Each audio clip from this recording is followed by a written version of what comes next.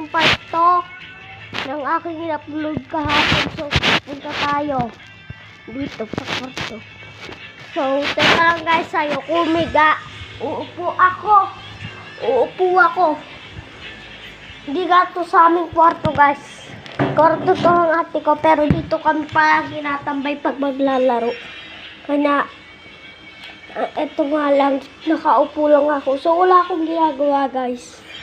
So, baka gusto nyo bumili ng bracelet. Yung mga ganito guys. So, kaan guys. Wait lang. So, pinapatong ko pa kasi. Kasi naalis ko pa yung mga brace ko. Ito guys, so, ito. Pero guys, gagawin ko, hindi ko sa inyo. Wala.